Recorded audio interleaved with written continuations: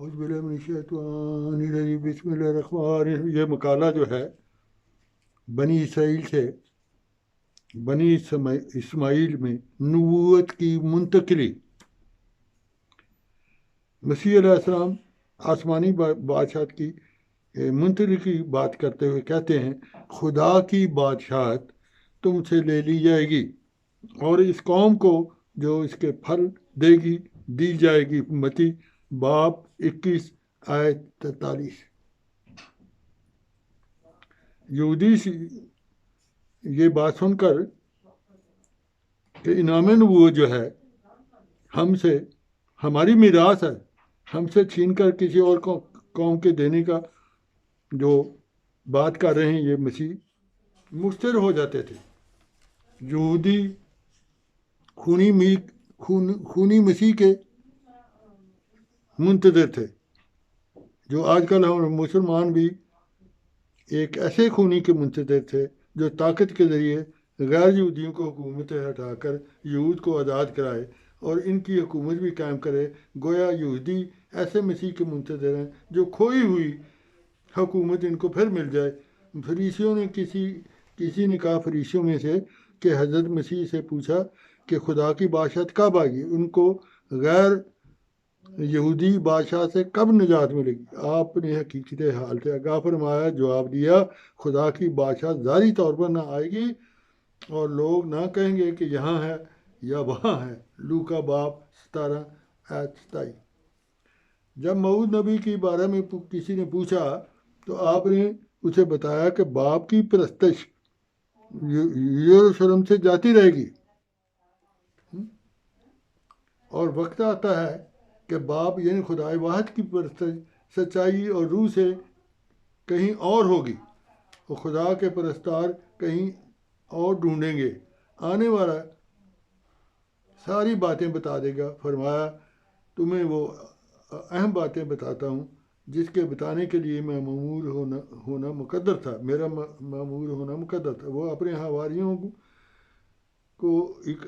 عقیدت مندوں کو مستقبل کی باتیں بتاتے تھے، مگر وہ عوام سے تمثیلات میں کلام کرتے تھے. جیسے فرمایا مجھے تم سے اور بھی باتیں کہنی ہیں اور آج تم ان کی برداشت نہ کر سکتے ہو.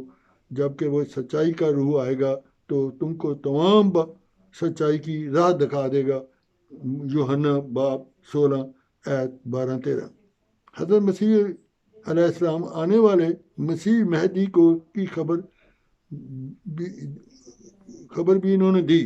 فرمایا ابن آدم کے آنے کا نشان یہ ہوگا کہ سورج تاریک ہو جائے گا اور چاند اپنی روشنی نہ دے سکے گا، ستارے آسمان سے گریں گے، آسمان کی قوتیں ہلائی جائیں گی اور اس وقت ابن آدم کا نشان ظاہر ہوگا. متی باب 14-24 آیت 29.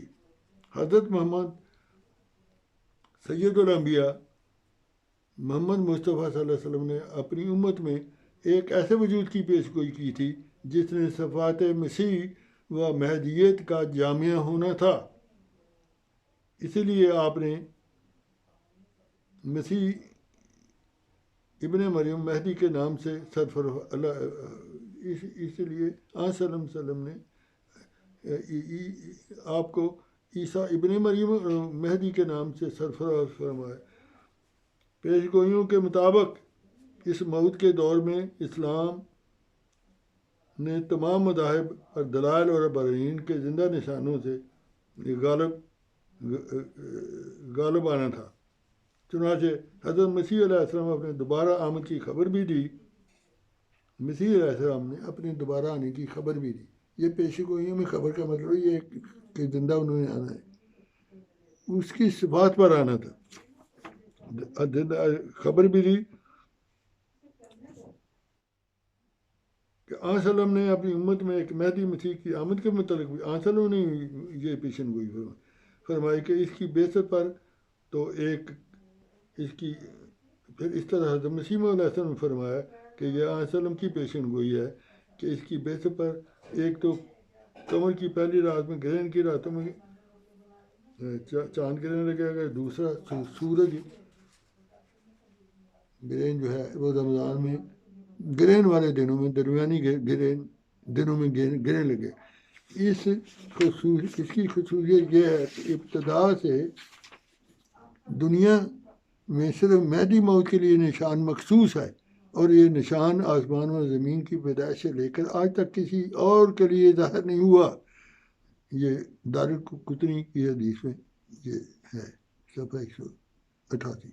مسیح علیہ السلام نے یہ بھی کہا تھا آنے والے کے متعلق کہ ابن آدم دوبارہ آنے کی صداقت کا نشان چاند اور سورج گرہن ہوگا۔ چنانچہ حضرت مسیح علیہ السلام کے بتائے ہوئے نشان کی آپ نے بھی تصدیق کی اور تجدید فرما دی، اور 1894 میں یہی نشان آپ صلی اللہ علیہ وسلم کے روحانی فرزند و مہدی موعود حضرت مرزا غلام احمد قادیانی علیہ السلام کے حق میں پورا ہو گیا۔ اگلے سال 1895 میں رمضان کی تاریخوں میں دوسرے نصف دنیا کے نصف کرہ ارض یعنی امریکہ والی طرف سے یہ نشان دکھایا گیا۔ اس امتی کا آنا گویا حضرت عیسیٰ علیہ السلام کی آمد ثانی قرار پایا، جبکہ اس کا منصب نہ صرف یہ ہوگا کہ اسلام مسلمانوں کو اسلام کی اصل سچی تعلیم سے روشناس کرے، بلکہ ان میں دین کی روح کو بھی زندہ کرے اور سائیوں کو بھی ہدایت پر قائم کرے۔ اس موعود ثانی کے دور میں اسلام کے تمام مذاہب دلائل اور زندہ نشانوں کی وجہ سے اسلام کا غلبہ مقدر تھا۔ ہرگز اس کا مطلب نہیں کہ اس کا مذہب کسی مذہب اور عقیدہ کو زیر کرنا مقصد ہوگا، بلکہ مذہب کو ایک ایسا نقطہ وحدت پر جمع کرنا مقصود تھا، تا خدا تعالیٰ کی توحید زمین پر بھی اسی طرح قائم ہو جائے جس طرح آسمان پر قائم ہے۔ دنیا میں موعود عالم کی وہ مہدی اور مسیح موعود ہے، جس کا ایک کام حضرت وسلم کی بعثت کے مقصد کی تکمیل اور دوسرا کام عیسیٰ مریم مسیح کے نزول کی پیشگوئی کے معانی کو بھی کھولنا تھا۔ قرآن اور حدیث میں واضح طور پر حضرت مسیح علیہ السلام کی وفات ثابت ہے، لیکن جو عیسائی کثرت سے اسلام میں داخل ہوئے، شاید لفظ نزول اور رفع کو بنیاد بنایا انہوں نے، اور عیسیٰ علیہ السلام کے آسمان پر جانے کا خیال مسلمانوں میں پھیلا دیا، اور ظاہر پرست علماء نے حضرت عیسیٰ کی آسمان پر جانے کے خیال کو حقیقت کا جامہ پہنا دیا۔ بہرحال حیات مسیح کا عقیدہ ابتدائی عیسائیوں کے عقیدہ کی غلط فہمی کا شکار ہو گئے۔ یہ عقیدہ اتنا بعد راسخ ہوا کہ اس کا اصل اصول اس کو سمجھا جانے لگا۔ اس کے منکرین پر کفر کے فتوے لگائے گئے۔ بائیں ہما ہر دور میں ایسے علماء بھی پیدا ہوتے رہے جو اپنی نور فراست کے باعث ظاہر پر حیات مسیح کے عقیدہ کو رد کرتے رہے، اور قرآن و حدیث میں حیات مسیح کے خلاف استنباط فرماتے رہے، یعنی وہ وفات مسیح کے قائل تھے۔ ظاہر پرست لوگوں نے پیشگوئیوں کے اصول کو بھول جاتے ہیں۔ یہ تعبیر طلب ہوتی ہیں پیشگوئیوں، اور تمثیل اور استعارہ اور مجاز ان پیشگوئیوں کا خاصہ ہے۔ جب وہ ظاہر ہوتی ہیں تو اس کی اصلیت سامنے آ جاتی ہے۔